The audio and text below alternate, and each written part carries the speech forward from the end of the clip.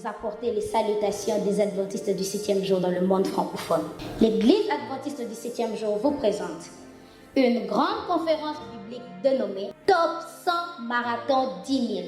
Pendant 35 jours, les adventistes du 7e jour vous invitent à faire une grande découverte prophétique sur Daniel et Apocalypse. Du 30 mai au 3 juin 2021, de 17h30 à 19h. En direct de l'aumônerie adventiste LTC, ce programme vous sera diffusé au travers de notre radio mondiale adventiste 107.4 MHz, à la télévision adventiste station de Kinshasa, sur notre chaîne YouTube et Facebook Aumônerie LTC, Zoom et notre site web. Que Dieu vous bénisse.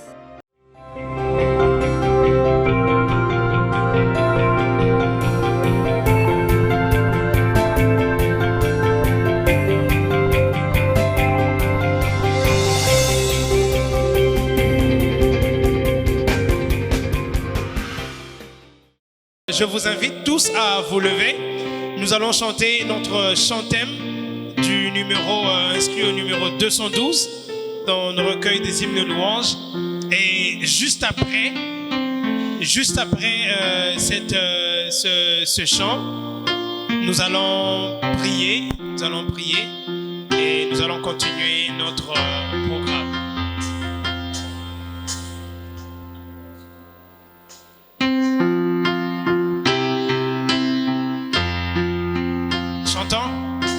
Annonçons partout le dernier message du Seigneur Jésus revenant des cieux. Dans le monde entier, rendant témoignage au roi saint et glorieux. Annonçons partout la bonne nouvelle, Jésus réunit tous ces rachetés, il vient leur donner la vie éternelle en publiant ses bontés. Annonçons partout le dernier message, le Seigneur Jésus vient sécher nos pleurs, briser les liens de notre esclavage, mettre un terme à nos douleurs.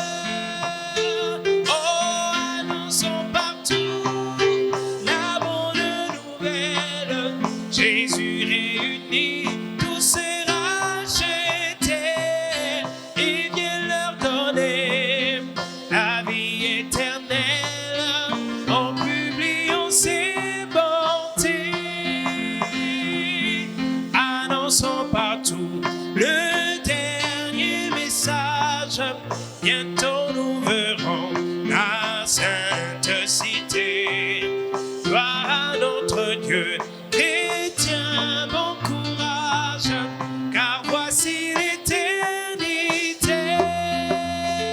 Oh, annonçons partout la bonne nouvelle, Jésus réunit tous ces rachetés, il vient leur donner la vie éternelle en publiant ses bontés. Nous invitons le pasteur Anderson Ilundu qui va prononcer la prière qui va nous introduire dans notre programme de ce soir. Et juste après la prière du pasteur, ça sera le pasteur Michel Boana qui prendra la parole pour le carnet santé. Pasteur.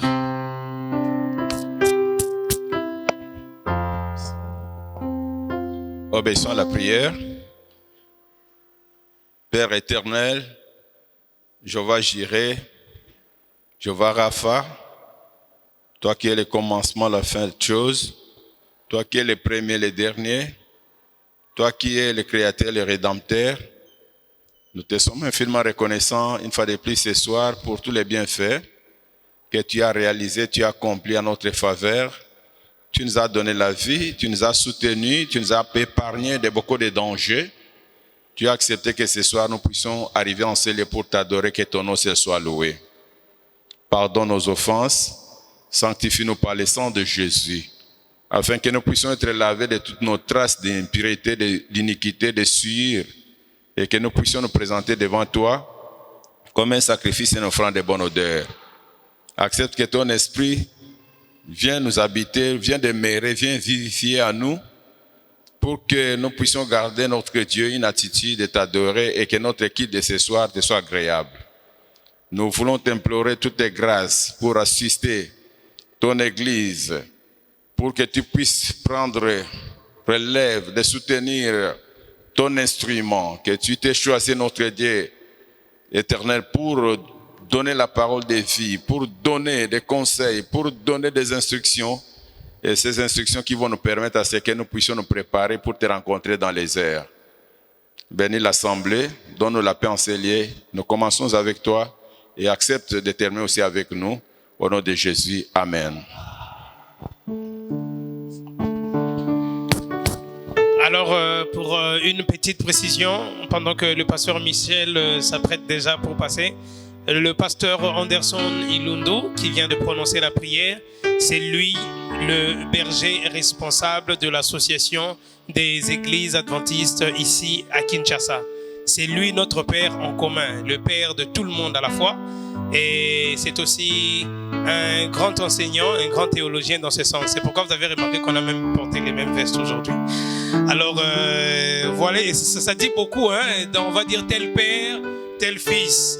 Vous n'êtes pas content, vous n'êtes pas d'accord de voir un père et puis son fils à la fois?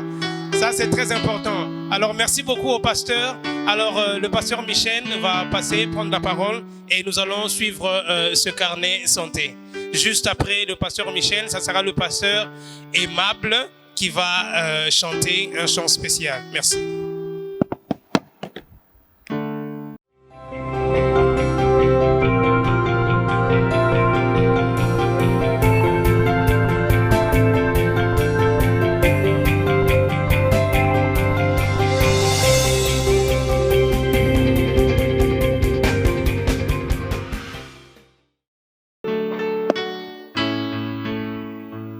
Bonsoir à tous. Nous glorifions notre Dieu parce que jour après jour, il nous a accompagnés et que nous sommes en train d'atterrir. Là, nous serons dans la grande joie parce qu'il a été toujours dit, mieux vaut la fin d'une chose que son commencement. Nous avons appris les choses. Nous avons été conseillés. On nous a instruits. Notre joie est grande parce que après ce programme, nous commençons une nouvelle vie. Surtout en ce qui concerne cette partie dédiée à la vie familiale. Peut-être vous aviez des problèmes, peut-être vous aviez des difficultés, des situations compliquées au foyer, mais c'est quelques instructions, c'est quelques conseils. Si nous pouvons les mettre en pratique, si nous pouvons chercher à les mettre réellement en pratique, je pense que nous allons vivre une vie qui donne gloire à notre Dieu. Pourquoi je dis cela? Nous avons vu des principes, nous avons vu des critères, nous avons vu comment communiquer. Mais de toutes ces choses que nous avons apprises, laisse-moi vous dire que la meilleure, c'est que Christ soit au centre de nos foyers. Vous savez, il y a quelqu'un qui a dit que si vous priez 2 fois, mais quand vous vous engagez pour les mariages, il faut doubler. C'est-à-dire qu'il faut commencer à prier 4 fois. Pour choisir, pour avoir celui-là qui va vous aider à vivre ensemble avec vous. Mais le problème, c'est que on prie beaucoup pour avoir la femme, pour avoir le mari, mais quand on entre au foyer, on oublie cette façon de faire. On oublie la prière. C'est pourquoi il y a des problèmes. Mais si on gardait cette allure de prier beaucoup au foyer, je pense que les problèmes que nous rencontrons peuvent être résolus. C'est comme ça que nous avons vu l'exemple de Jacob. Il a commis l'erreur. Il a péché, il a menti, et il a fui loin de son frère, pensant que c'était la solution. Mais là, il n'était pas dans la joie, jusqu'à ce qu'il a compris que la meilleure des choses, c'est chercher la face du Seigneur. Et quand Jacob a rencontré le Seigneur, sa vie a changé. Même la peur qu'il avait pour son frère, même ce qu'il craignait, que peut-être si j'ai rencontré mon frère, ça sera la guerre.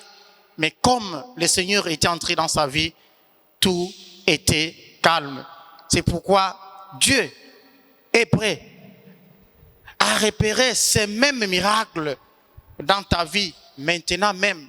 Si tu peux aussi accepter que dans ton foyer, la situation qui arrive là, tu reconnais que la solution c'est auprès de Dieu. Si Christ est au centre de nos foyers, si Christ est au centre de nos familles, si Christ est au centre de toutes nos vies, je pense que tout va marcher. Et nos familles doivent donner gloire au Dieu. Nos familles doivent refléter le caractère du divin Maître. Nous l'avons vu avec cet exemple de l'homme de Dieu. Alors vous devez prier. Si vous voulez que Christ soit au centre de votre famille, de votre foyer, peut-être vous avez des problèmes, des difficultés. Nous avons vu les critères, mais vous n'avez pas tenu compte de ces critères avant de vous marier. Aujourd'hui, vous êtes en train de rencontrer des problèmes. Vous vivez les situations difficiles. Mais si vous pouvez prier au Seigneur, dire au Dieu, crée en moi un cœur pur, renouvelle en moi un esprit bien disposé à supporter mon mari, à supporter ma femme, à supporter mes enfants, à supporter mes parents. Je pense que Dieu aussi sera prêt pour répondre à travers ces passages. Dieu est prêt. Si nous lui demandons un cœur pur, si nous lui demandons de renouveler en nous l'esprit qui est disposé à faire la volonté de Dieu, et Dieu va nous donner la réponse pour dire, je te donnerai un cœur nouveau. Je mettrai en toi un esprit nouveau. Parce qu'aujourd'hui, les problèmes, les situations compliquées, ce n'est pas seulement dans les foyers de ceux-là qui ne prient pas, mais aussi parmi ceux qui prient. Il y a des problèmes, il y a des situations difficiles, mais on se demande, ces gens sont à l'église chaque jour, pourquoi ils ont les problèmes dans leur foyer? Pourquoi ils ont des problèmes dans leur foyer? Des fois, nous allons chercher les conseillers qui ne partagent même pas la même foi avec nous. C'est comme si nous sommes en train de limiter notre Dieu. Aucune situation, aucun problème ne peut manquer la solution auprès de notre Dieu. Il faut seulement que ce Dieu-là soit au centre de nos problèmes. Quand un problème nous arrive, avant toute chose, avant d'appliquer même tout ce que nous avons appris, allez à genoux, priez à Dieu. Demandez-lui ce cœur-là qui peut supporter les caprices de votre partenaire. Ce Dieu est disposé, comme c'est écrit en Ézéchiel chapitre 36, verset 26. Il est prêt et il va accepter, vous donner ce cœur nouveau. Il va mettre en vous cet esprit nouveau et vous allez voir que les choses vont très bien marcher. Bien-aimé, c'est Dieu a changé la vie de Jacob. Jacob, qui était ivrogne, il est devenu sobre. La personne qui, des fois, était droguée, devient abstinent en Christ. Peut-être tu ne parviens pas à maîtriser ton mari à cause de la boisson alcoolisée, à cause de ses comportements, à cause de son infidélité. Mais il y a un Dieu. Nous devons recourir à ce Dieu-là. Il est le seul capable, même pas les parents, même pas les frères et sœurs, même pas les parrains comme nous les faisons aujourd'hui pour la paix dans nos foyers. Seul ce Dieu-là, il est capable de renouveler le cœur de votre mari, de votre femme, de vos enfants, de vos parents qui amènent des problèmes au foyer. Mais si vous demandez à Dieu, vous priez, ce Dieu peut changer la situation de votre vie. Parce que son souhait, c'est que la vie au foyer soit cette vie-là qui fait la joie de son église. Cette vie-là qui fait la joie de la société. Souvenez-vous que nous avons dit, pour qu'on parle d'une société, pour qu'on parle d'une église, il faut qu'il y ait des familles. Et que c'est ce que nous vivons dans nos familles, que nous amenons dans la société, que nous vivons même dans l'église de Dieu. Alors, si vous pouvez prier pour les mauvais comportements de votre mari, si vous pouvez prier pour les mauvais comportements de votre femme, de vos enfants, de vos parents, ce Dieu est capable. Il est disposé. Parce que peut-être vous ne savez pas comment aider votre mari à cesser de fumer. Mais ce Dieu peut les libérer du tabac. Il faut vous confier, il faut prier. Ce Dieu-là est capable. S'il est au centre de tout ce que vous faites, il va changer. Il change même l'homme abusif. Et il devient rempli de tendresse. Il y a les gens qui étaient abusifs, mais aujourd'hui, vous les voyez qu'ils ont changé. Ils ne fument plus. C'est le seul miracle qui peut provenir que de Dieu et de Dieu lui-même. C'est vrai, d'autres critères que nous avons vus, les principes, les règles à suivre. Mais si ces règles-là, Christ n'est pas là, c'est difficile, bien-aimés. Le souhait de Dieu, c'est que nos foyers soient des petits coins des cieux sur cette terre. Parce que nos familles sont d'abord les églises. Ce que nous vivons ici dans les temples, ça doit commencer aux familles. Est-ce que chaque soir nous prions en famille? Est-ce que les matins avant d'évacuer dans nos activités, nous prions en famille? Ou nous attendons seulement les jours de l'église pour aller prier à l'église? Non. Nous devons avoir des cultes vespérales dans nos familles. Ne pas partir au lit sans prier en famille. Ne pas quitter la maison sans prier en famille. Vous allez voir que si nous avons cette vie de prière dans nos familles, Dieu va nous épargner de plusieurs problèmes que nous sommes en train de rencontrer aujourd'hui. Quelles que soient nos faiblesses, quelles que soient nos fatigues, quelle que soit la colère que nous pouvons avoir, bien-aimés, n'allez pas au lit sans prier ensemble en famille. Ne quittez pas la maison sans prier ensemble en famille. Quelle que soit la colère que vous avez, les problèmes, même fatigue. Oh, je suis venu, je suis tellement fatigué. Bon, vous autres là, vous pouvez prier. S'il vous plaît, ne faites pas ça. Et c'est beaucoup plus sur les papas. Je suis arrivé très fatigué là. Alors, bon, je pars directement au lit. Peut-être ce sont les mamans. À cause de la colère, prions ensemble, la maman est déjà au lit. Et vous quittez les lits, vous commencez les activités sans commencer par Dieu. C'est comme ça même que Satan nous attend avec des problèmes sur le terrain. Et ces problèmes touchent la famille et ça touche même l'église de Dieu et encore plus la société. Aujourd'hui, nous sommes en train de doiter. C'est parce que les autorités ne font pas ceci. C'est parce que les dirigeants ne font pas ceci. Or, le problème, c'est nous-mêmes. Est-ce que nous prions en famille? Parce que quand on prie en famille, on ne prie pas seulement pour nos besoins, mais on va prier aussi pour l'église de Dieu. On va prier aussi pour la nation. Christ doit être au centre de nos foyers, de nos familles, et les choses vont changer. Il est capable de changer. Si quelqu'un est en Christ, il est une nouvelle créature. Les choses anciennes sont passées. Voici toutes choses sont devenues nouvelles. 2 Corinthiens chapitre 5 verset 17. C'est comme ça que nous avons dit que quand vous êtes en train de chercher pour le futur, vous êtes en train de chercher un mari, une femme, choisissez la personne qui a déjà accepté les messages du temps de la fin. La personne qui partage la même foi avec vous. Parce que s'il est en Christ, même si sa culture, c'est une culture très complexe, mais en Christ, cette personne peut changer. Parce qu'en tant qu'enfant de Dieu, nous avons notre culture. Cette culture qui est même mixte. Qui peut briser même nos coutumes. Au foyer, que Christ soit au centre. Quand il est là, nous sommes de nouvelles créatures. Là, nous prions les uns pour les autres. Quand il y a une erreur, nous n'allons pas dire aux membres de la famille. Nous n'allons pas parler aux amis. Voilà ce que ma femme a fait. Voilà ce que mon mari a fait. Voilà ce que mes parents m'ont fait. Mais nous allons à genoux. Nous prions pour les parents. Nous prions pour nos enfants. Nous prions pour nos femmes, nos maris. Et là, il y a la solution. C'est la seule solution, bien-aimés, nous, en tant qu'enfants de Dieu. L'adultère devient pire en Christ. Il ne suffit pas seulement de dire non, la Bible a dit, à cause de l'adultère, on divorce. Bien aimé, nous les rappelons toujours pour dire, Dieu n'est pas pour les divorces. Parce que s'il était pour les divorces, il n'allait pas dire, même si vous vous divorcez à cause de l'adultère, mais que chacun là où il est, où elle est, qu'il ne puisse pas se marier jusqu'à la mort de l'autre. Comme pour dire, tant que l'autre vit, même si vous êtes divorcés, mais pour Dieu, vous êtes encore ensemble. Jusqu'à ce que l'un va mourir pour que vous puissiez vous marier. Si vous êtes divorcé et que vous êtes déjà marié quelque part, demandez pardon à Dieu. Parce que Dieu n'est pas pour le divorce. Dieu n'est pas pour la séparation. C'est comme ça, quand on était en train d'étudier les principes, les règles, nous avons dit, pour ceux qui sont déjà dedans, ne dites pas, bon, comme on n'avait pas suivi les principes, nous nous séparons, ne faites pas ça.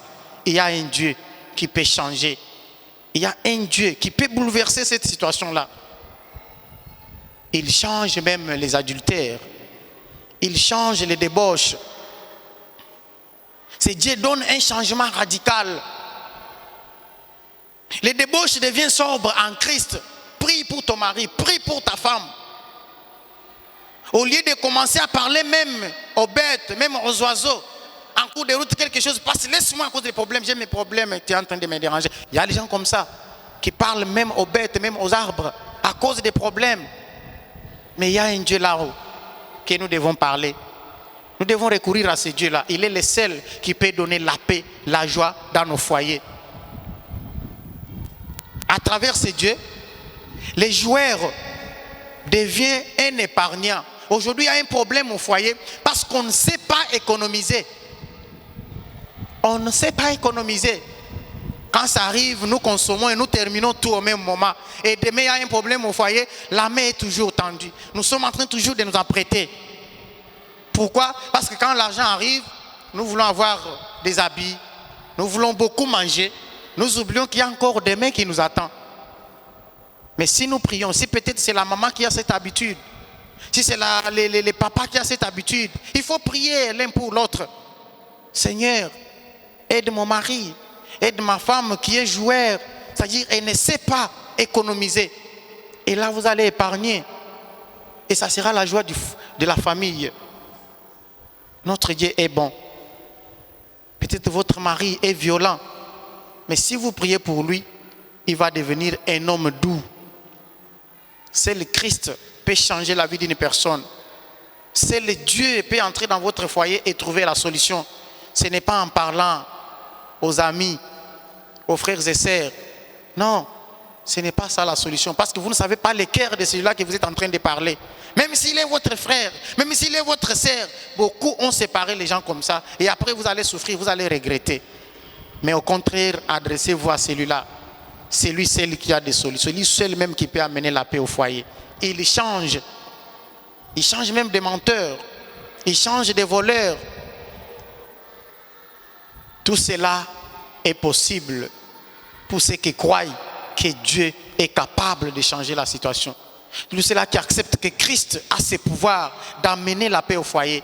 Quel que soit le comportement de ma femme, quel que soit le comportement de mon mari, de mes enfants, même de mes parents, c'est Dieu est capable de changer cette situation. Voici maintenant qu'il est temps favorable, bien-aimé. C'est votre jour du salut. C'est votre jour d'accepter que nous avons passé les moments compliqués en famille. Nous avons passé des situations compliquées en famille. Mais c'est parce qu'on avait oublié qu'il y a celui qui change. On avait oublié que tout est possible en Christ Jésus. Ce soir, je vous dis qu'en Christ, tout est possible. En Christ, tout est possible parce qu'il est mort pour le changement de votre mari. Il est mort pour le changement de votre femme. Peut-être même les enfants là qui vous tourmentent. Christ est mort pour ses enfants. Il a dit, laissez les petits enfants venir à moi. Il est mort pour ces enfants-là. Il faut prier pour les enfants. Même si nous les envoyons à l'école, même si nous pouvons les punir, comment? Mais allons à genoux, prions pour nos enfants. Dieu est capable de les changer. Dieu est capable d'amener quelque chose de spécial pour cette situation qui vous tourmente. Laisse que nous puissions prendre cette bonne décision ce soir, de comprendre que quand les situations difficiles nous arrivent, quand les problèmes compliqués arrivent au foyer, il y a un Jésus qui est mort pour votre mari, là, pour votre femme, pour vos enfants, vos parents. Il y a un Dieu. Allez à genoux et priez pour cette personne. Il y aura une solution et c'est encore possible. Au nom de Jésus, Amen.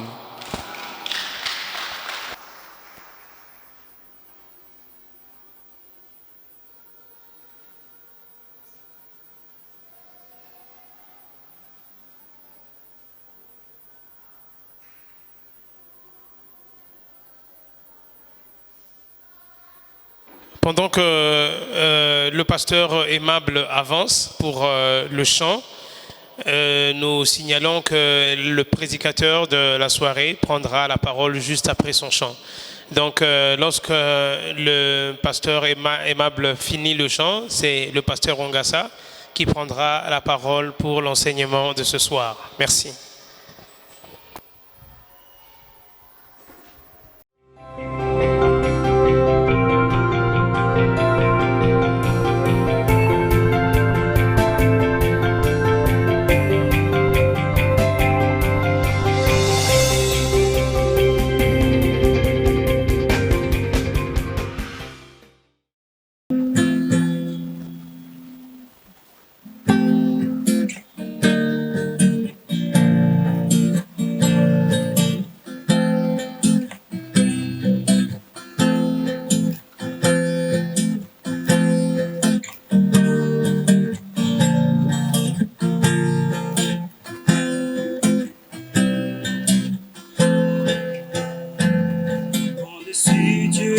Tout semble noir. Quand-dessus Dieu il vous fera voir. Quand-dessus Dieu quand il n'y a plus d'espoir. Quand-dessus Dieu vous fera la gloire. Quand-dessus Dieu quand tout semble noir. Quand-dessus Dieu il vous fera voir. Quand-dessus Dieu quand il n'y a plus d'espoir. Quand-dessus Dieu vous fera la gloire. Ne comptez que sur toutes ses promesses. Son souci est que tout s'accomplisse. Ne comptez que sur toutes ses promesses. Son souci est que tout s'accomplisse. Ne vous faites pas de soucis qui sont inutiles. Vous ne devez que compter sur Dieu. Il a 1000 voies de pouvoir à tous vos besoins. Votre part n'est que compter sur lui. Ne vous faites pas de soucis qui sont inutiles. Vous ne devez que compter sur Dieu. Il a 1000 voies de pouvoir à tous vos besoins. Votre part n'est que compter sur lui.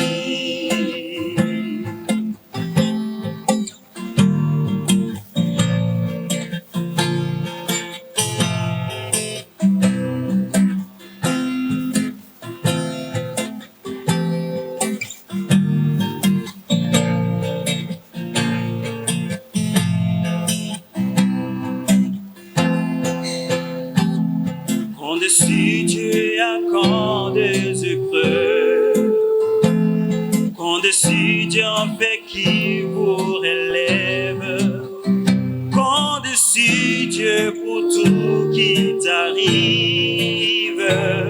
Quand-dessus Dieu pour sa force vive. Quand-dessus Dieu accorde des épreuves. Quand-dessus Dieu en fait qui vous relève.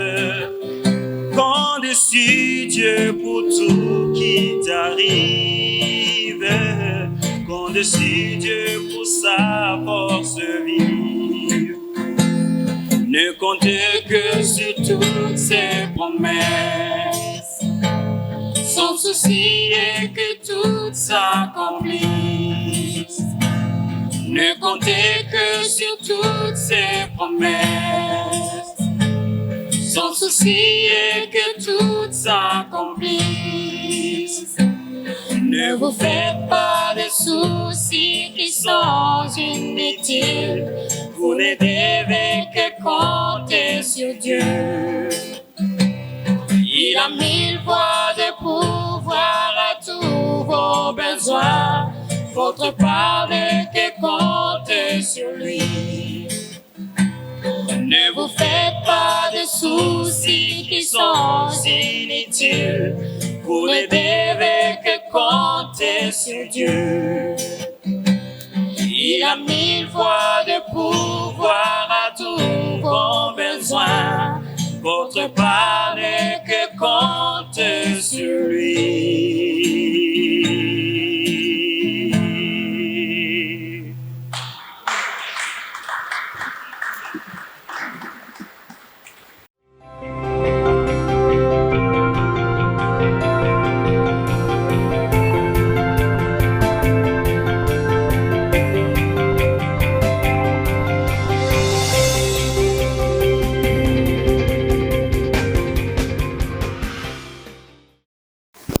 Vous bénir davantage et qu'il puisse multiplier ces bénédictions à votre endroit. Nous sommes dans cette découverte et la découverte de ce soir va nous amener à la fin du conflit, au rétablissement de toutes choses. La découverte de ce soir va permettre à ce que nous puissions connaître le plan merveilleux de Dieu. Et alors, on va parler d'un nouveau ciel et d'une nouvelle terre. Prions. Dieu notre Père, merci pour ces marathons. Merci pour nous avoir aidés à tenir bon jusqu'à la fin. Et maintenant que nous voulons découvrir ton amour envers nous à travers cette promesse du rétablissement de toutes choses. Que ton Esprit Saint nous accompagne. Que tu prépares nos cœurs à recevoir ces messages d'espérance. En fait que Dieu, au renouvellement de toutes choses, nous soyons là. Avec tous ceux qui nous ont suivis et ceux qui continueront à écouter ce message.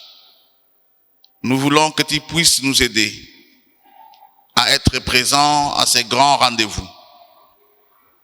Lorsque tu reviendras pour prendre tes enfants et les amener avec toi.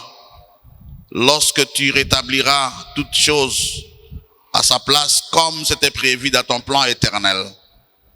Sois avec nous ce soir et parle à ton peuple à travers moi. Au nom de Jésus, amen. Un nouveau ciel et une nouvelle terre. Nous vivons sur la terre. Nous connaissons ce qui s'est fait sur la terre maintenant. Nous voyons les déceptions que nous avons, les difficultés, les souffrances et finalement la mort. On est en face de la mort chaque jour sur cette terre. Et la Bible nous dit que cette situation que nous traversons aujourd'hui, les drames que l'humanité est en train de vivre depuis que l'homme a quitté le jardin, n'ira pas jusqu'à l'éternité. Ça prendra fin un jour. La Bible nous annonce que Dieu va créer un nouveau ciel et une nouvelle terre. Mais pourquoi parle-t-on de nouveaux cieux et d'une nouvelle terre? Est-ce une réalité ou juste une utopie? Oui, la Bible parle certainement d'une nouvelle création.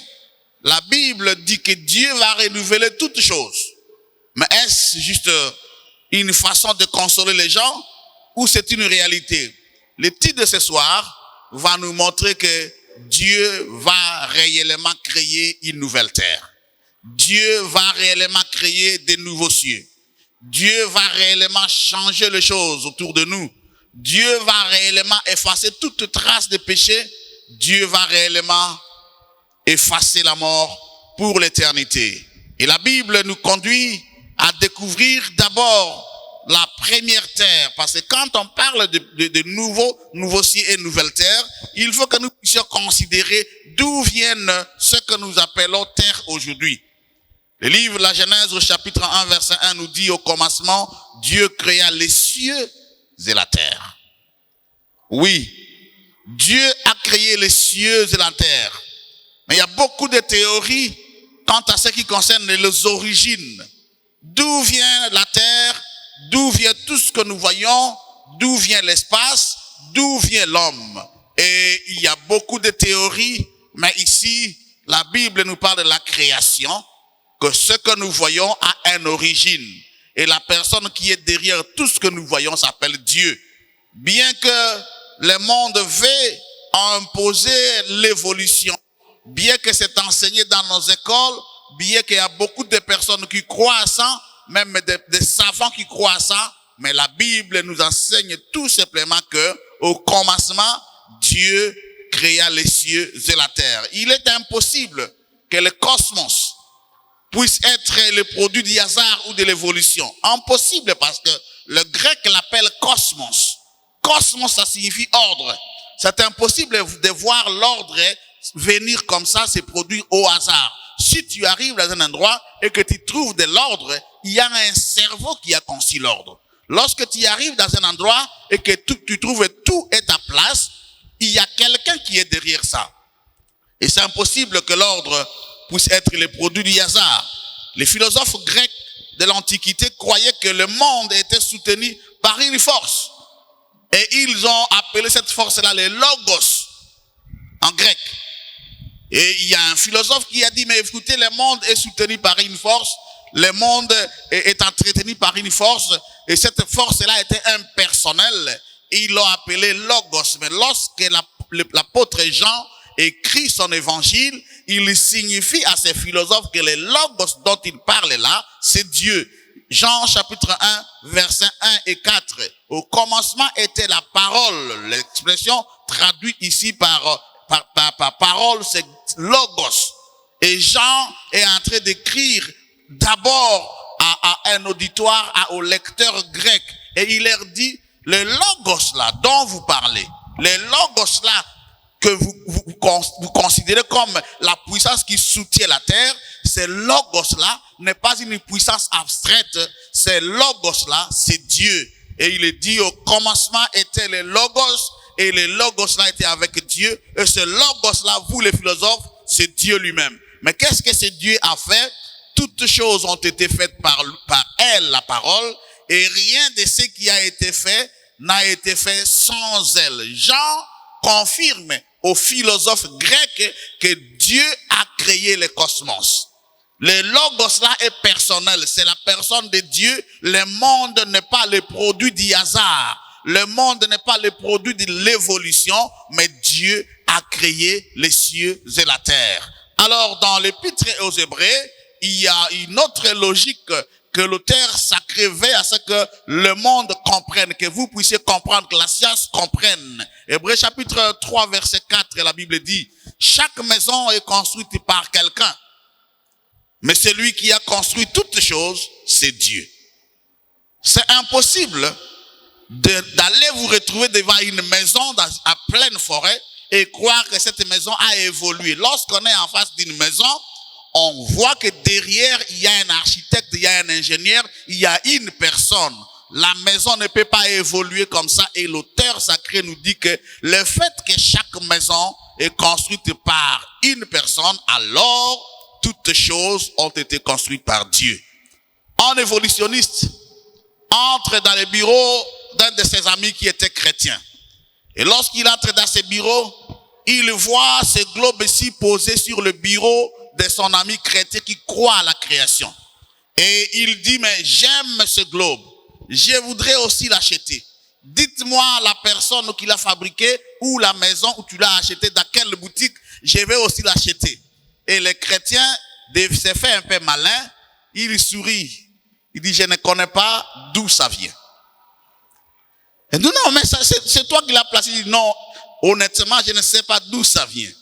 Une seule chose est certaine, j'ai laissé un crayon ici et j'ai enfermé mon bureau. Une semaine après, quand je suis revenu, j'ai trouvé ces globes sur mon bureau et je suppose, je crois que c'est ce crayon-là qui a évolué pour devenir ce globe. L'évolutionniste s'était un peu énervé. Comment tu peux dire des choses comme ça? Crayon laissé ici, ça évolue pour devenir cette histoire bien organisée, bien tracée, avec tout le pays, le continent du monde. Non, mon frère, pourquoi tu dois être méchant comme ça? Dis-moi, j'ai besoin d'acheter. Je ne vais pas prendre le tien, dis-moi d'où tu l'as acheté, je vais aussi acheter pour mettre sur mon bureau. Et alors, le chrétien lui dit, tu ne veux pas croire que mon crayon a évolué pour devenir ça? L'évolutionniste a dit, c'est impossible de croire à ça. Alors pourquoi veux-tu que le monde croit que l'univers, avec son ordre, a évolué? Pourquoi? Si tu as difficile à croire que mon crayon a évolué pour devenir ce globe ici qui est petit, mais pourquoi tu veux croire que la Terre, l'univers, avec tout ce que nous trouvons comme ordre dedans, avec toute sa beauté là, a évolué? Donc l'évolutionniste a dit, là tu m'as eu. Et là je n'ai pas d'argument. Je crois à la création, mais montre-moi quand même où est-ce que tu l'as, qui l'a fabriqué. Dit voilà, je vais t'indiquer la maison où je l'ai acheté et que tu connaisses aussi la personne qui l'a fabriqué, qui l'a produit, et que tu crois aussi que ce petit globe, c'est juste le reflet de la réalité. Et si tu ne veux pas accepter que ça a évolué, alors c'est difficile pour toi de croire que le monde a évolué. Dieu a créé la terre. Dieu a créé le monde. Dieu a créé les cieux et la terre. Et la Bible dit, cela a été au commencement, Dieu créa les cieux et la terre. Oui, le Dieu qui a créé les cieux et la terre a promis qu'il va créer un nouveau ciel et une nouvelle terre. La création est une réalité et aussi la récréation en est une autre. Dieu a créé les cieux et la terre pour un but. Il voulait que ça soit, que l'homme puisse vivre sur la terre dans la joie, dans la prospérité, dans le bonheur, dans la paix. Mais ce n'est pas ce que nous voyons aujourd'hui. Ce n'est pas ce que nous constatons aujourd'hui. Notre monde est devenu toute autre chose en dehors de ce que Dieu voulait. Dieu n'a pas souhaité que l'homme meure, mais nous voyons des tueries partout, des morts partout, des maladies partout qui occasionnent la mort des personnes sur la terre. Jetons un coup d'œil sur cette création. Lorsque Dieu a créé toutes choses au commencement, c'était comment? Genèse chapitre 1 verset 31 nous dit, Dieu vit tout ce qu'il avait fait et voici c'était très bon. Ainsi il y eut un soir, il y eut un matin, ce fut le 6e jour. La Bible nous dit que lorsque Dieu a créé, il a fait un constat, il a fait une évaluation de son œuvre et le 6e jour, Dieu a trouvé que tout était très bon, parfait, en harmonie. Il n'y avait pas d'imperfection, pas d'infirmité, pas de traces de maladie, pas de traces d'épidémie, pas de traces de déception, ni de maladie. Tout était très bon. Alors Dieu s'est reposé le 7e jour parce que la création était parfaite. D'où viennent les difficultés? La Bible nous raconte dans les livres, la Genèse toujours au chapitre 2, versets 16 à 17. L'Éternel Dieu donna cet ordre à l'homme. Tu pourras manger de tous les arbres du jardin, mais tu ne mangeras pas de l'arbre de la connaissance du bien et du mal, car le jour où tu en mangeras, tu mourras. Le bonheur de l'homme dépend de quelque chose. Le bien-être de l'homme dépend de ses choix. Et je suis content parce que Dr Tadé nous a enseigné sur le choix en rapport avec notre santé. Notre santé, notre bonheur, notre bien-être, notre éternité dépend de nos choix. Si nous faisons des mauvais choix, ça aura des conséquences. Et Dieu l'a montré depuis la création. Il a placé l'homme dans un environnement très bon, un environnement parfait, en harmonie. Dieu l'a placé là-bas pour que l'homme fasse des bons choix. Malheureusement, l'homme a fait un mauvais choix. Et c'est ce choix qui nous a créé tout ce que nous connaissons aujourd'hui. Genèse chapitre 3, versets 17 et 18. La Bible dit, il dit à l'homme, puisque tu as écouté la voix de ta femme et que tu as mangé de l'arbre au sujet duquel je t'avais donné cet ordre, tu n'en mangeras pas, point. Le sol sera maudit à cause de toi. C'est à force de peine que tu attireras ta nourriture tous les jours de ta vie. Ici, la Bible dit qu'à cause du mauvais choix de l'homme, le sol a été maudit. La malédiction est venue sur notre planète. La malédiction est venue sur notre terre. La terre que Dieu a créée dans un état parfait a été maudite à cause du mauvais choix de l'homme. Et alors ici, Dieu a dit, c'est à force de peine que tu endureras ta nourriture. L'homme doit peiner, l'homme doit souffrir, l'homme doit traverser des situations difficiles pour trouver à en manger. Ce qui n'était pas le plan initial de Dieu. Le verset 18 nous dit, et il te produira des épines, vous comprenez, et des ronces, et tu mangeras de l'herbe des champs.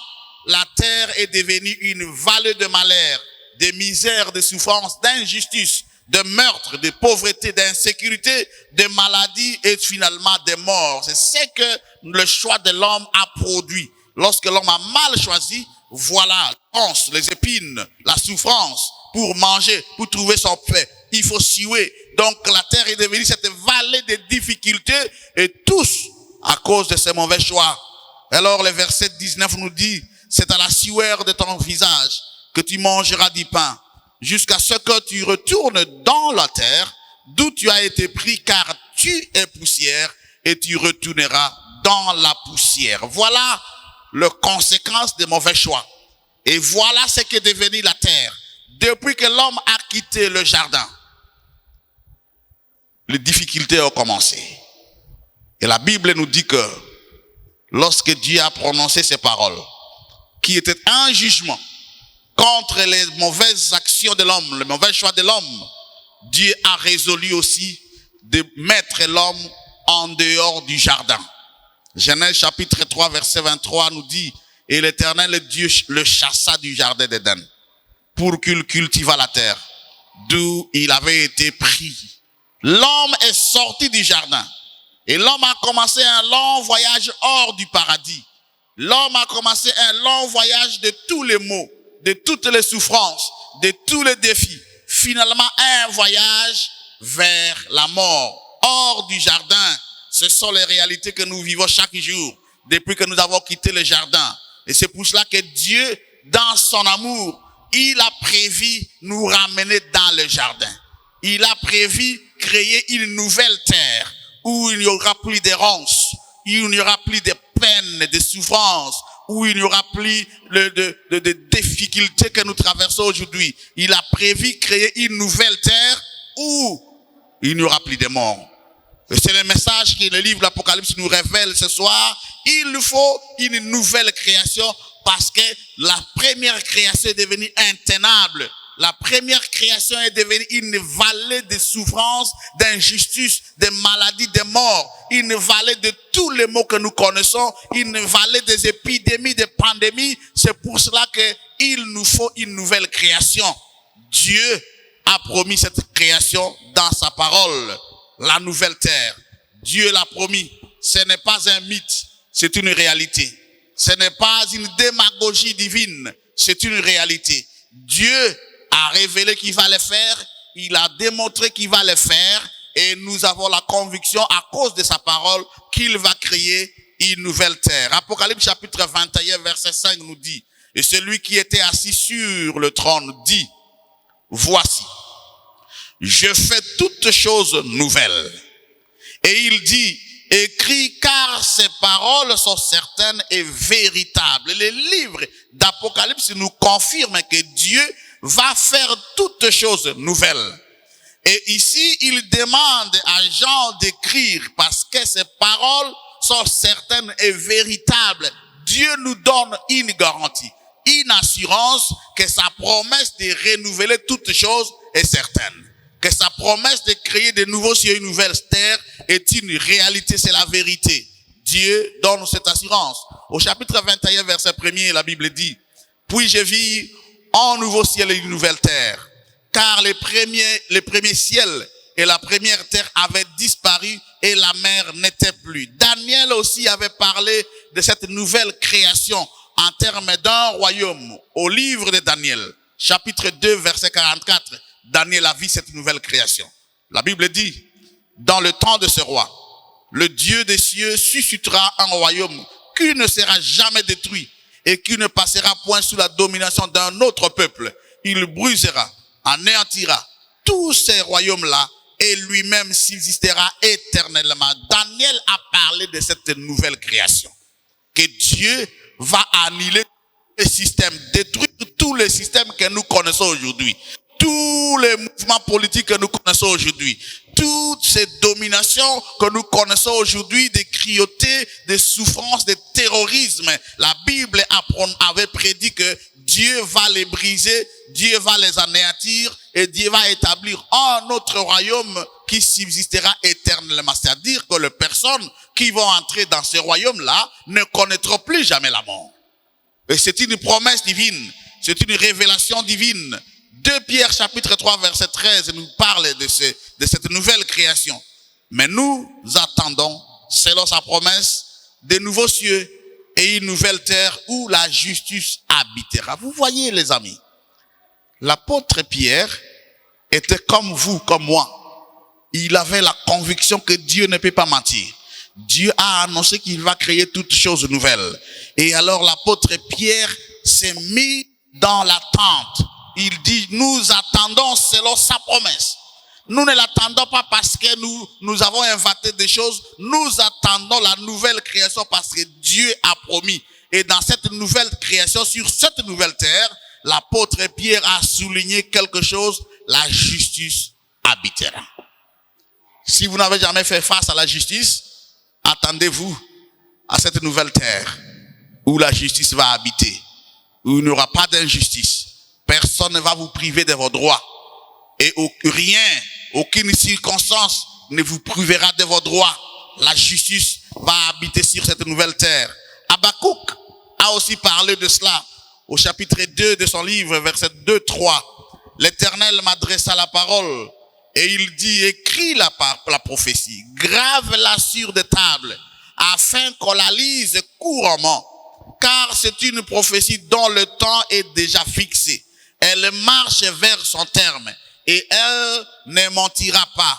Si elle tarde, attends-la, car elle s'accomplira certainement. Amen.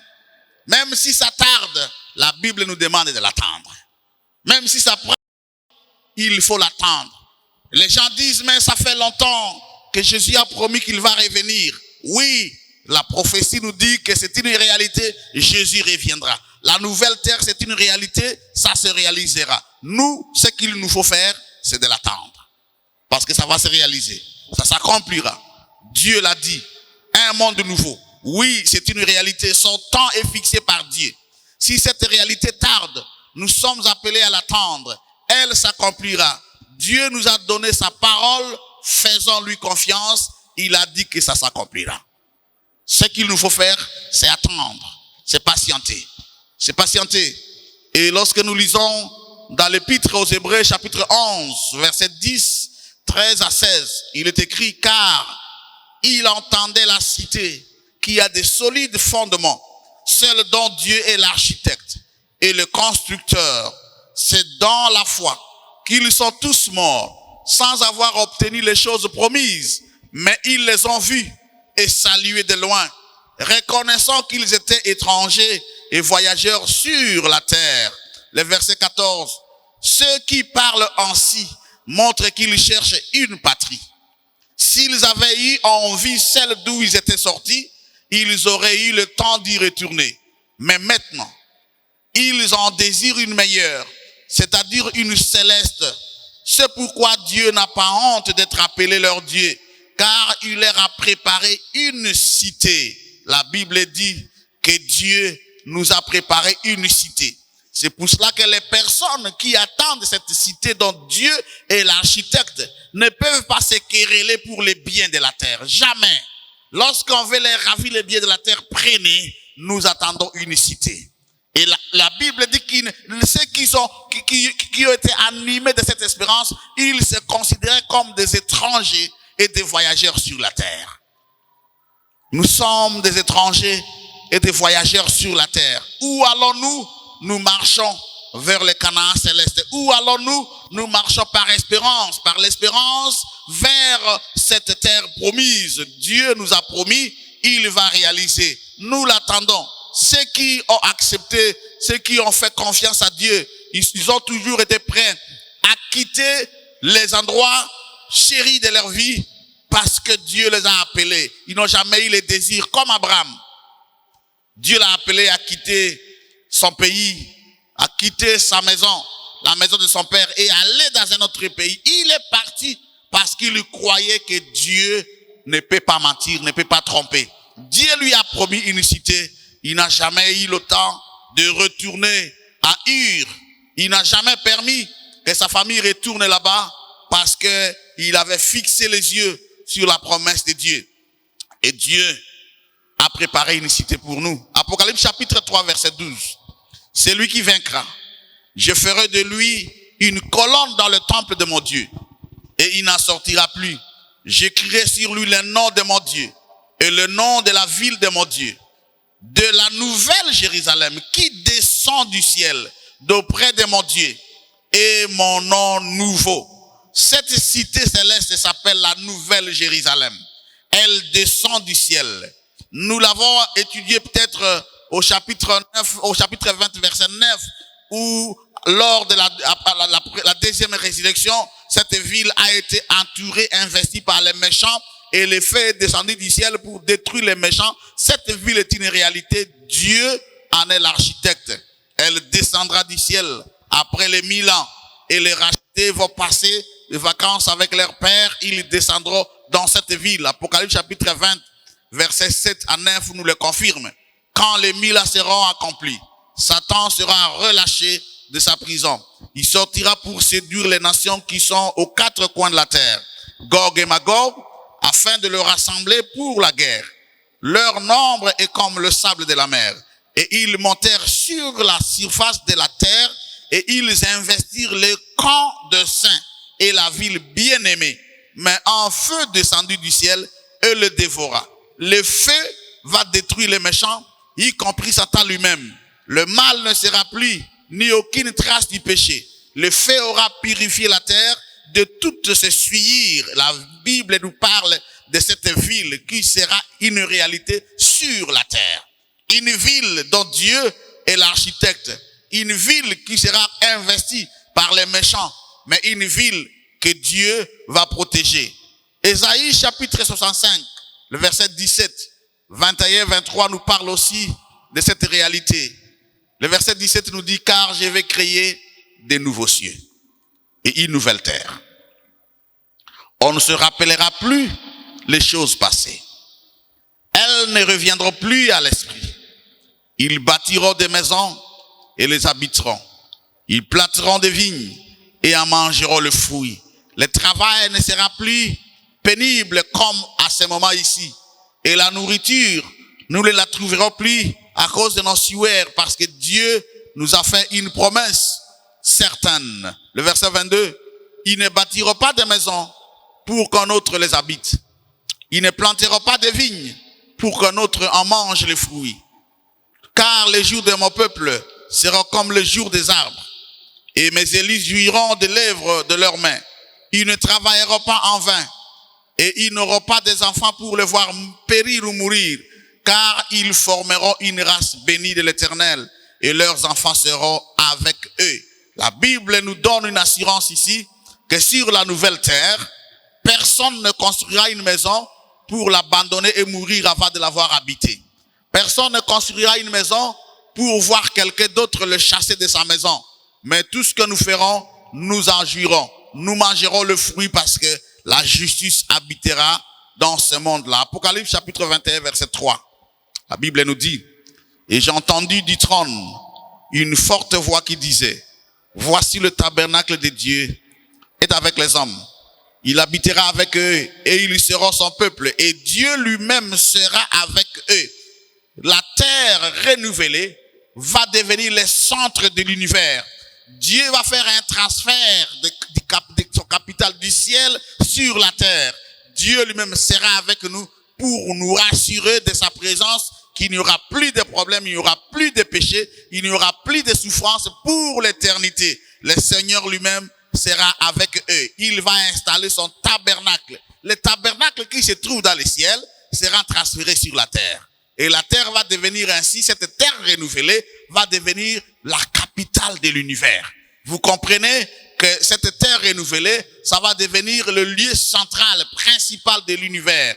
Et la Bible continue à nous dire ceci dans 1 Corinthiens 13, verset 12. Aujourd'hui, nous voyons au moyen d'un miroir. d'une manière obscure.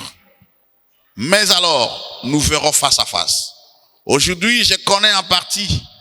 Mais alors, je connaîtrai comme j'ai été connu, la connaissance parfaite de nous-mêmes et de nos amis, la connaissance parfaite du monde.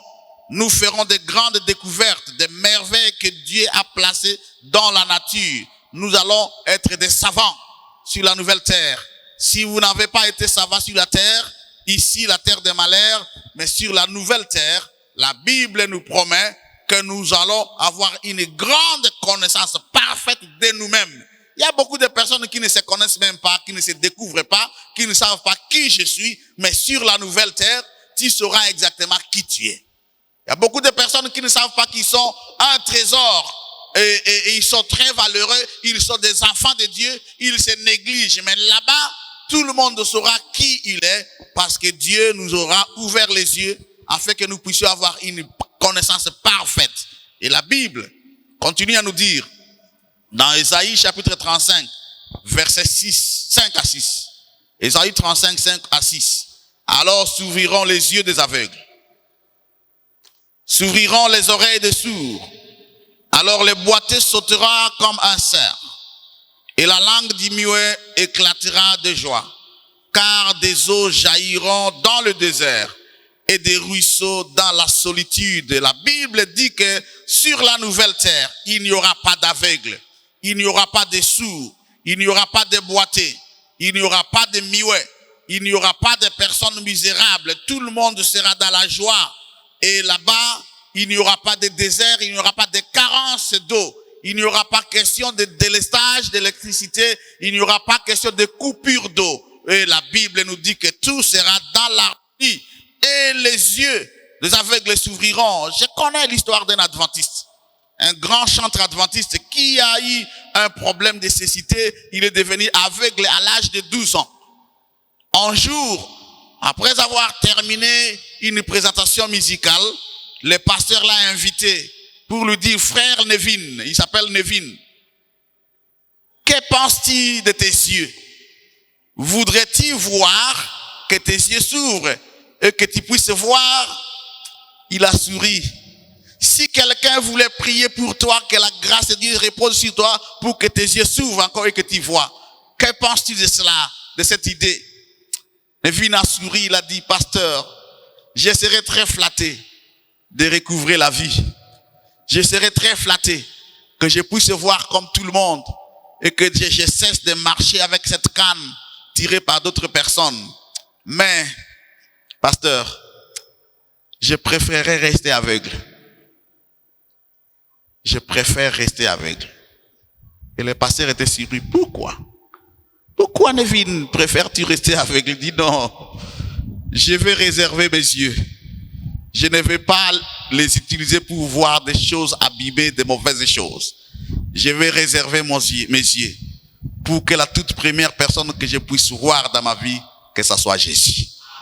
Lorsqu'il reviendra, mes yeux s'ouvriront et je serai heureux de le voir pour la toute première fois.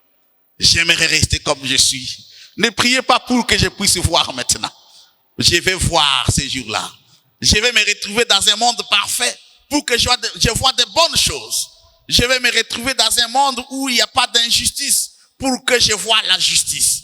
Je vais me retrouver dans un monde où il n'y a pas de souffrance pour que je ne vois pas, je ne vais pas voir. Laissez-moi rester aveugle. Et cet homme, Nevin, il est toujours aveugle, marié à une femme qui connaît que mon mari attend ce jour où les yeux des aveugles s'ouvriront pour voir les merveilles de Dieu. Oui, la Bible nous annonce que Dieu va créer une nouvelle terre.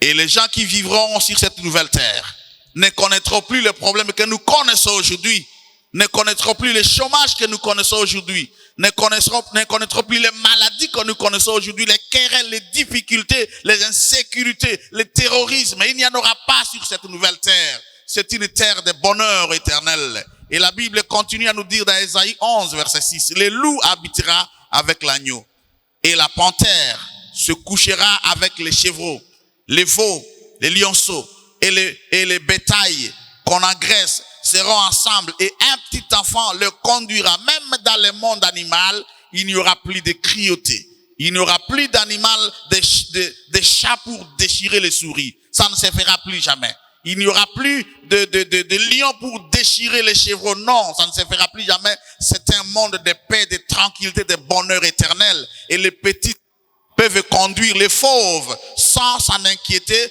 parce que c'est un monde de paix et de tranquillité. Frères et sœurs, la Bible continue à nous dire dans 2 Corinthiens chapitre 2 verset 9. Mais, comme il est écrit, ce sont des choses que l'œil n'a point vues, que l'oreille n'a point entendues, et qui ne sont point montées au cœur de l'homme. Les choses que Dieu a préparées pour ceux qui l'aiment. Quelqu'un m'attend? Personne, aucun ingénieur n'a jamais construit des maisons comme celle que Dieu est en train de préparer pour nous. Aucun agronome n'a jamais conçu un plan de faire un jardin comme le jardin que Dieu prépare pour nous. Rien de semblable à ce que nous voyons. Dieu nous prépare des choses qui dépassent l'attendement humain. Dieu nous prépare de bonnes choses que nous n'avons jamais imaginées. Un monde qui est tellement beau. Et puisque c'est tellement beau, les personnes limitées ne veulent pas croire à ça. Mais nous qui croyons à Dieu, nous avons les yeux de la foi. Nous pouvons fixer les regards, comme l'épître aux Hébreux a dit au chapitre 11, en parlant des héros de la foi, qu'ils ont vu ça de loin par la foi, ils les ont salués de loin, et ils attendent que Jésus revienne. Même s'ils sont morts sans les avoir obtenus, mais ils attendent ce grand jour de la résurrection, ils quitteront leur tombeau pour aller vivre dans ce monde merveilleux. La Bible parle de ce monde merveilleux. Apocalypse chapitre 21 verset 4. Il essuiera toute larme de leurs yeux. Et la mort ne sera plus. Et il n'y aura plus ni deuil, ni cri, ni douleur, car les premières choses ont disparu. J'ai entendu des gens dire qu'il y a de nouvelles Jérusalem sur la terre. Mais je suis curieux de voir s'il n'y a pas de tombeau dans ces nouvelles Jérusalem-là, terrestre. J'ai entendu des gens dire qu'il y a de nouvelles terres ici, dans ces pays en RDC. Mais je suis curieux de voir si les gens ne tombent pas malades dans ces nouvelles terres-là. J'ai entendu les gens dire qu'il y a une ville qui est descendue, ou une maison qui est descendue du ciel. Mais je vais me rassurer que les personnes qui entrent là-bas ne pleurent pas. Les personnes qui entrent là-bas ne sentent pas de douleur. Mais la Bible nous dit que la véritable nouvelle Jérusalem qui descendra du ciel, les personnes qui vivront là-bas, ce sont des personnes qui ne pourront plus jamais pleurer. Amen. Hein? Dieu aura effacé toute larme, séché toute larme de leurs yeux. Il n'y aura plus de circonstances les amenant à pleurer. Vous savez, aujourd'hui sur la terre, nous pleurons des fois même lorsque nous sommes débordés de joie. Il y a des personnes qui ne savent même pas gérer la joie, de sorte qu'on pleure de joie. Et aussi on pleure de souffrance, de malheur. Nous pleurons même pour de bonnes circonstances. Nous pleurons pour le malheur. La Bible dit que sur la nouvelle terre, il n'y aura plus jamais question de larmes. Il n'y aura plus question de mort, les amis. J'ai entendu des gens qui ont prêché qu'ils sont des dieux sur la terre, mais j'ai entendu qu'ils meurent eux aussi. Vous savez, le Dieu des chrétiens, ce n'est pas un Dieu qui se trouve dans un tombeau. Il est vivant. Amen. Et notre Seigneur Jésus est venu sur la terre. Il est entré dans le tombeau. Il a détruit la force de la mort. Il a brisé le tombeau. Il a laissé un tombeau vide, un tombeau vaincu, pour nous démontrer que dans ce royaume, les gens qui le suivent, ce ne sont pas des gens qui seront enfermés dans des tombeaux des années et des années. Si vous suivez quelqu'un qui meurt et qu'on enterre, une année, 2 ans, 3 ans, il ne quitte pas le tombeau, abandonnez cette religion. Quelqu'un m'attend? Il faut abandonner cette religion. Si vous êtes disciple de quelqu'un dont les os, les reliques sont encore dans un tombeau quelque part, il ne faut pas continuer à vous attarder dans cette religion. C'est une religion morte, des personnes mortes. Notre religion, c'est une religion des vivants. Parce que celui que nous prêchons, la personne à qui nous croyons, Jésus notre Seigneur, il n'est pas dans les tombeaux. Il a vaincu sur la terre, mais il n'est pas dans un tombeau. Son tombeau est vide. Pour nous montrer que notre religion, c'est une religion de vie. C'est que notre Dieu a dit il le fera. Il a dit qu'il n'y aura pas de mort sur la nouvelle terre parce que lui a vaincu la mort. Il a ressuscité le mort pour nous démontrer que dans ce royaume, toutes les personnes qui entrent dedans, la mort va avoir peur d'eux parce que lui, notre Seigneur, s'appelle le vivant. Oui, sur la nouvelle terre, Dieu effacera tous les mauvais souvenirs du mal pour toujours. Des mémoires de ses enfants, il va les annihiler. Le verset 5 du chapitre 21 nous dit, et celui qui était assis sur le trône dit, voici j'ai fait toutes choses nouvelles. Écrit, car ces paroles sont certaines et véritables. Tout ce que je vous ai dit ici, Dieu a voulu que ce soit écrit parce que ce sont des paroles certaines et qui vont se réaliser. Hébreux chapitre 6, verset 17, là, vous rentrez encore là-bas. C'est pourquoi Dieu vous l'a montré avec plus d'évidence aux héritiers de la promesse, l'immutabilité de sa résolution. Il intervient par un serment. Dieu gire par lui-même. Il gire par lui-même pour nous montrer que ce qu'il a dit dans sa parole, il va le faire. Il fait un serment. Afin que par deux choses immuables, dans lesquelles il est impossible que Dieu mente, nous trouvions un puissant encouragement. Nous dont le seul refuge a été de saisir l'espérance qui nous était proposée. Dieu a juré. Il a fait une promesse. Et il a dit qu'il est impossible qu'il puisse mentir. Il jure par lui-même. Et il nous parle de deux choses immuables par lesquelles il ne peut pas mentir, lui, notre Dieu. La promesse. Il a fait une promesse. Et il nous a donné une garantie qu'il va réaliser cela. Et il a juré par lui-même qu'il va le faire. Frères et sœurs, la Bible, la parole de Dieu nous dit que Dieu a créé et Dieu promet qu'il va recréer. Parce que la première création a été tachée de difficultés, de souffrances jusqu'à la mort. Dieu veut créer une nouvelle terre. Aviez-vous eu beaucoup de difficultés pendant votre vie? Je ne sais quel âge vous avez. Combien de difficultés avez-vous éprouvé? Mais écoutez, Dieu promet l'éternité. Amen. Il promet l'éternité. Combien de souffrances avez-vous enduré? Combien de déceptions avez-vous connu dans votre vie? Combien de malheurs vous ont frappé? Combien de personnes chères à vous avez-vous perdu? Parce que la mort les a arrachés de votre amour. Et peu importe ce que vous avez fait, vous n'avez pas été en mesure de le ramener à la vie. La Bible promet un monde où il n'y aura plus de mort. La Bible nous le dit que Dieu va le faire. Maintenant, une question assez importante se pose dans l'évangile selon Matthieu chapitre 16 verset 26. Car, que profitera-t-il à un homme s'il gagne le monde entier et qu'il fasse la perte de son âme? Ou que donnera un homme en échange de son âme? Que donnera un homme en échange de son âme? Dieu a promis la vie éternelle. Contre quoi pouvez-vous échanger le ciel? Contre quoi voudriez-vous échanger l'éternité? L'adultère ou la prostitution, ne perdez pas l'éternité à cause de cela. Parce que ce sont des plaisirs qui ne durent pas longtemps. Ce sont des plaisirs temporels. Le ciel est éternel. Contre quoi voudriez-vous échanger le ciel? Contre le pouvoir? Mais combien d'années allez-vous passer au pouvoir? 10 ans, 20, 30, 50 ans, 40 ans? Je n'ai jamais entendu dire qu'il y a un roi qui a régné pendant 100 ans, 200 ans. Je n'ai jamais entendu ça. Mais la Bible nous promet qu'il y a un royaume éternel. Amen. Contre quoi voudriez-vous changer l'humanité? Il y a beaucoup de gens qui ont fait des dégâts, des abus extrêmes à cause du pouvoir, à cause du royaume, à cause des positions. Il y a beaucoup de personnes qui ont sacrifié la vérité, qui ne savent pas dire la vérité parce qu'ils veulent occuper certaines choses sur la terre. Mais vous allez occuper ça pendant combien de temps? Contre quoi vais-je sacrifier la vie éternelle? Contre quoi vas-tu échanger cette éternité? Le ciel est une réalité. C'est à cause de cette réalité que la Bible dit que nous devons porter notre croix chaque jour. Si le monde veut que je puisse échanger quoi que ce soit contre l'éternité, j'accepterai tout perdre, mais gagner l'éternité. Il y a des personnes qui ont accepté même de laisser leur vie parce qu'ils savent qu'après cette vie, il y a l'éternité.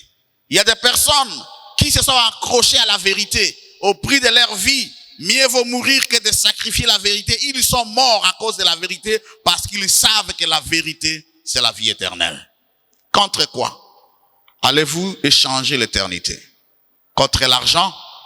Mais combien ont eu beaucoup d'argent, des milliards et des milliards, et ils sont morts? Combien de gens ont laissé des comptes bourrés d'argent, mais cet argent n'a pas pu sauver leur vie? Contre quoi allez-vous échanger la vie éternelle? Vous avez un choix à faire aujourd'hui entre la vie éternelle et une vie courte, temporaire. Vous avez un choix à faire entre les plaisirs éternels et un plaisir momentané. Contre quoi? Le mariage, vous resterez dans ce mariage pendant combien d'années? Contre quoi voudriez-vous échanger le ciel ce soir? Le Seigneur vous invite. Il veut que vous puissiez prendre une décision pour l'éternité. Il veut que vous puissiez tout quitter, tout abandonner et avoir un seul objectif, la vie éternelle, parce que le ciel est une réalité. Le paradis est une réalité, les amis. Et la Bible, c'est la vérité. La Bible nous confirme que le ciel est une réalité, que Jésus va réellement revenir et qu'il a préparé un royaume pour nous, un royaume pour moi, où je passerai l'éternité. Personne ne se soulèvera contre moi, parce que dans ce royaume-là, il n'y aura pas de personnes qui vont comploter contre d'autres personnes. Ce royaume-là, je suis prêt pour m'engager ce soir à dire: Seigneur Jésus, prépare-moi une place et aide-moi sur la terre à être convaincu que cela est une réalité. S'il faut tout quitter, je suis prêt à le faire, pourvu que j'ai cette place-là.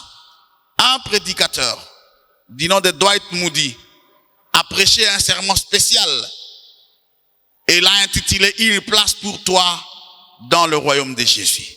Et il est parti de la grande commission évangélique.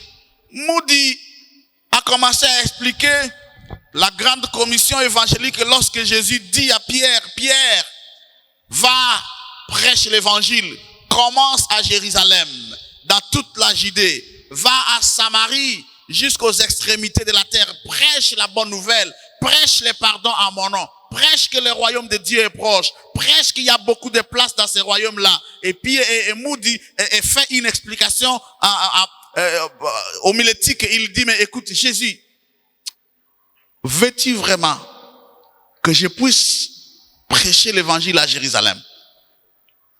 Parce que je sais que c'est dans cette ville qu'on t'a crucifié. Je sais que c'est dans cette ville qu'on a craché sur toi. Je sais que c'est dans cette ville qu'on t'a dépouillé de tes habits, on t'a exposé nu sur la croix.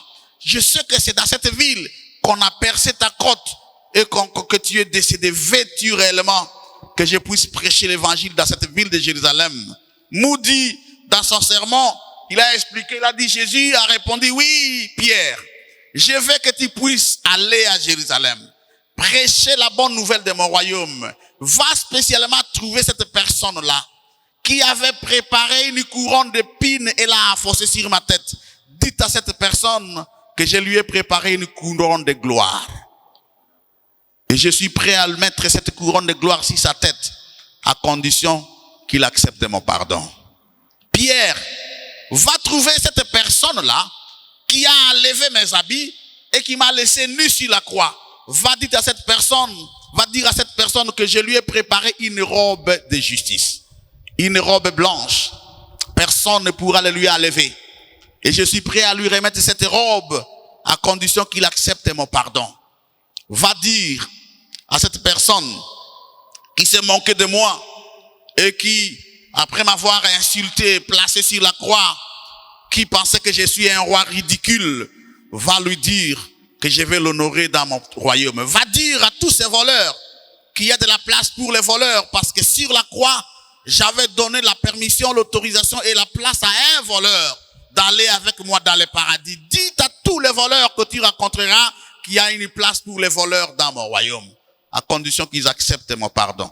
Va trouver les prostituées dans la rue. Dites-leur qu'il y a une place pour eux, pour elles, dans le royaume éternel, parce que j'avais rencontré un jour une prostituée qui était sur le point d'être lapidée. J'ai sauvé sa vie. Je vais aussi sauver tous les autres prostituées sur la terre et je leur dirai qu'il y a une place dans mon royaume. Mes amis, il y a une place pour tous. Et spécialement. Un jour, j'étais en train de prêcher l'évangile dans une cité qui était surnommée Sodome. Je me suis dit, mais pourquoi vous surnommer cette cité Sodome? Et les gens m'ont dit, tu verras. Si tu vas passer 2-3 semaines dans cette cité, tu comprendras pourquoi nous l'avons appelée Sodome. Et un jour, je fais le porte-à-porte. Je frappe à une porte. Et on me demande d'entrer. Lorsque j'entre, heureusement que nous étions en deux, nous entrons, nous trouvons une femme qui était nue, comme elle est née. Elle nous a dit, pasteur, entrez. Je dis, mais pourquoi on doit entrer dans cette maison qui nous scandalise? Je dis, non, j'ai besoin de l'évangile. Et puis, je dis, mon ami, mais alors, il faut être un peu, on a tourné le regard, elle est descendue, et puis elle est venue prendre son pagne, elle s'est assise là-bas, et nous lui avons parlé de Jésus. Nous lui avons parlé de la vie éternelle. Et je vous assure que j'étais très surpris de voir que cette femme a dit, je suis fatigué de la prostitution. J'attendais quelqu'un qui allait me dire qu'il y a une vie meilleure, plus que la prostitution. Quand je vous ai vu là-bas, je savais que vous seriez scandalisés de la façon dont je vais me présenter. Mais j'avais besoin que quelqu'un me dise qu'il y a un royaume où les gens ne vont pas vivre à cause de la prostitution. Je prends la décision aujourd'hui que je ne vais pas échanger l'éternité contre le sexe. Je ne vais pas échanger l'éternité contre la prostitution. Et je vous assure que cette femme a suivi les études avec nous. 3 semaines après, elle a donné sa vie à Jésus. Je suis revenu là-bas pour aller la visiter. Et lorsque je suis allé dans cette maison, les gens m'ont dit, depuis ce jour-là, lorsque vous êtes entrés, personne d'autre n'entre dans cette maison pour commettre l'adultère avec elle.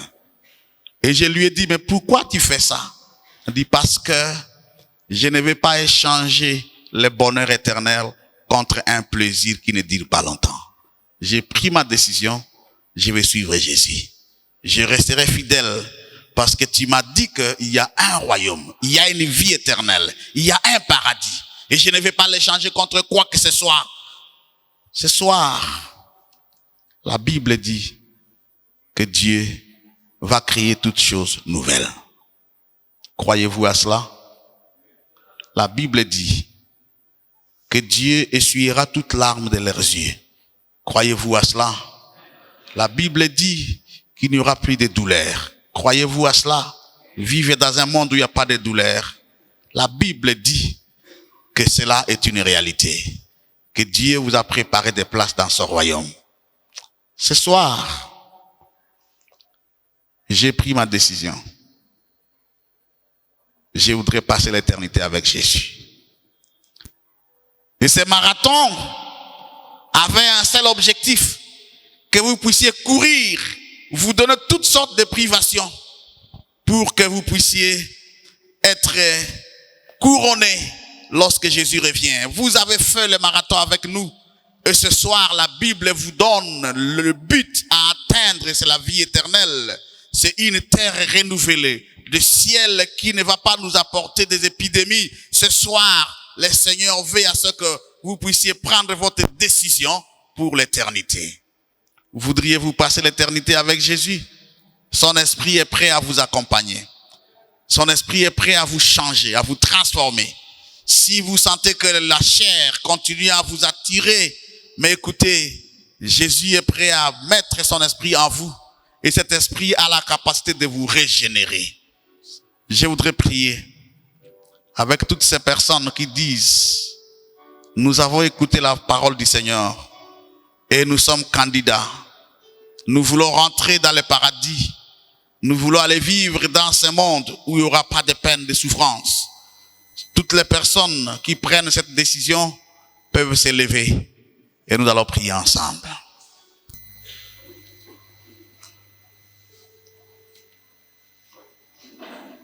Avant ma prière, il semble que parmi vous, il y a ceux-là qui disent, je ne veux pas seulement m'élever ici, mais je voudrais que ma vie passée soit enterrée.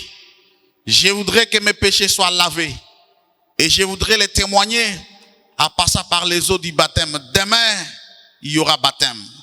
Le baptême est proposé à toutes ces personnes qui disent, nous voulons recommencer la vie à zéro.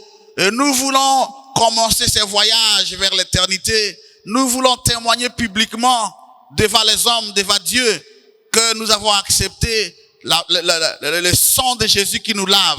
S'il y a quelqu'un qui prend une telle décision de passer par les eaux du baptême, demain, j'invite la personne à venir ici devant. Vous pouvez venir ici devant. Si vous êtes là. Si vous êtes là. C'est demain le baptême.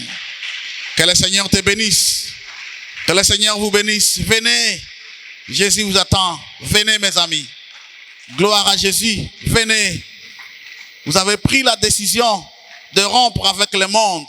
Vous avez pris la décision de recommencer votre vie à zéro. Et vous avez pris la décision de passer l'éternité avec Jésus. Oui, il y a une place pour vous dans le royaume de Dieu.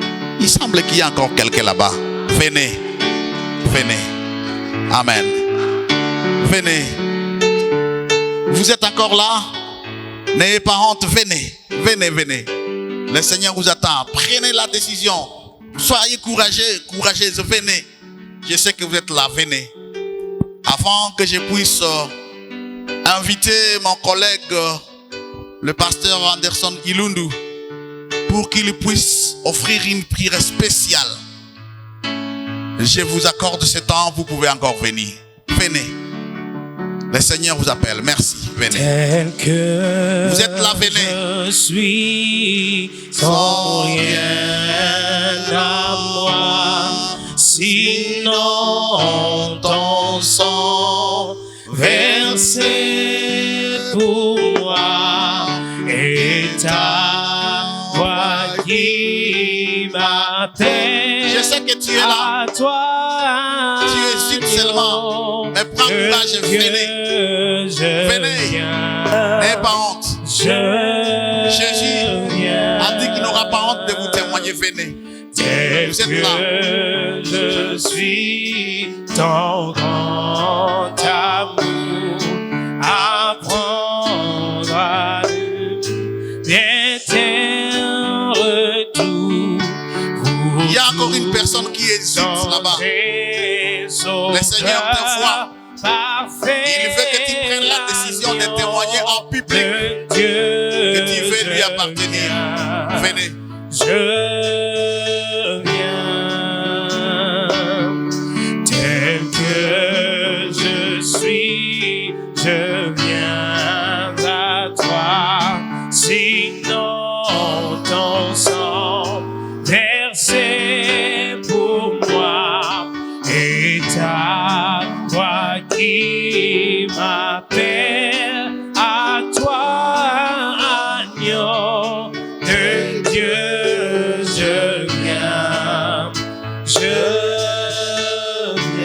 Je veux qu'on chante une autre strophe pour te permettre de prendre ta décision en public, sans honte, de marcher, passer ici devant, pour que le diable sache que tu as rompu avec lui et que tu commences ta marche vers le royaume éternel. On chante. Tel que je suis, le pasteur sera en train d'avancer et tu peux aussi venir. Apprendre le bien tel qu'il est pour tout changer. Sauveur parfait, agneau de Dieu, je viens.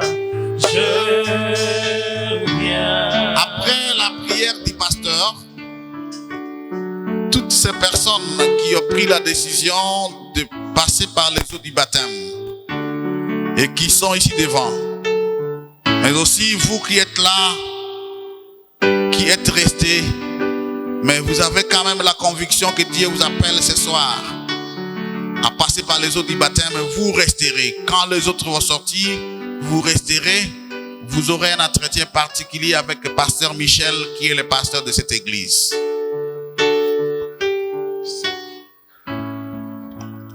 Voudriez-vous que nous puissions prier? Obéissons à la prière. Tendre et bon Père, nous voici venus devant ta présence pour te dire merci. Toi qui es le maître des temps et des circonstances. Toi qui nous as donné le temps de réfléchir pour notre avenir radieux. Toi qui as accepté d'utiliser puissamment ton serviteur qui nous a amenés à nous montrer les grands secrets de la vie, surtout celle que tu nous prépares pour une nouvelle terre. C'est toi qui as permis à ce que cette assemblée puisse se déplacer pour venir écouter cette parole. Nous disons que ton nom seul soit loué. Pendant que notre Dieu, nous avons écouté avec beaucoup d'intérêt et que notre Dieu, nous avons donné nos cœurs pour que tu puisses sceller cet engagement ce soir. Nous voudrions d'une manière très particulière, notre Dieu, te dire merci. Alors que tes enfants se sont tenus debout, tes enfants ont confirmé que réellement ils ont besoin de te recevoir quand tu vas revenir et rester à tes côtés, vivre l'éternité, surtout de participer dans cette vie qui sera dans une nouvelle terre préparée, restaurée par toi, Seigneur. Il y a de ceux-là qui sont fait avancer notre Dieu pour se décider une fois de plus dire que non, nous quittons le monde. Nous voudrions tout perdre pour gagner la vie éternelle en Christ.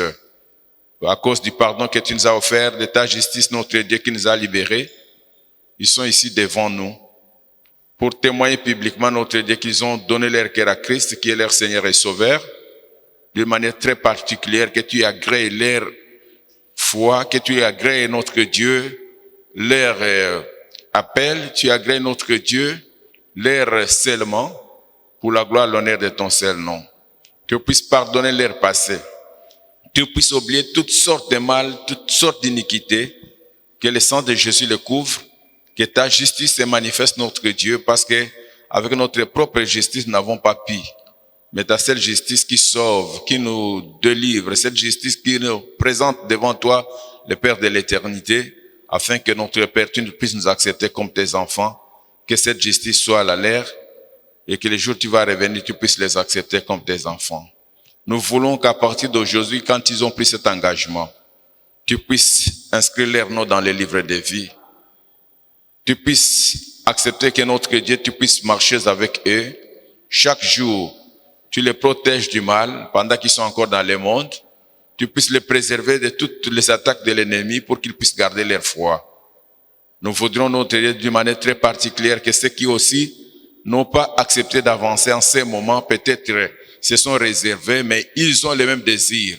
Touche à leur cœur, que ces miracles de conversion, les plus grands miracles que tu attends de chacun de nous, de donner notre vie à toi, que cela s'opère dans la vie de chacun de nous. C'est notre Dieu, nous voulons bénir ton serviteur qui a pris beaucoup de temps pour nous parler pendant les 35 jours. Nous voudrons prier aussi pour cette église qui s'est tenue debout, éternelle comme une armée, pour marcher dans des avenues, dans des rues, pour chercher notre Dieu, tes enfants, éternels des armées, que la bénédiction tourne vers eux, afin que chacun de notre Dieu, au sortir de ces lieux, il puisse voir sa vie changer, de nouvelles choses, une nouvelle page de la vie commence pour la gloire et l'honneur de ton seul nom. Apporte-nous la paix en ces lieux, alors que notre programme continue jusque la journée de demain. Tu sois encore avec nous, tu puisses nous apporter vraiment ton soutien céleste, et que les anges puissent nous accompagner à chaque instant, et que c'est notre Dieu, la paix, soit une réalité dans la vie de chacun de nous, pourquoi pas aussi dans l'ensemble de notre République. Nous continuons à croire que tu es avec nous et que tu puisses écouter notre prière de ce soir au nom de Jésus. Amen.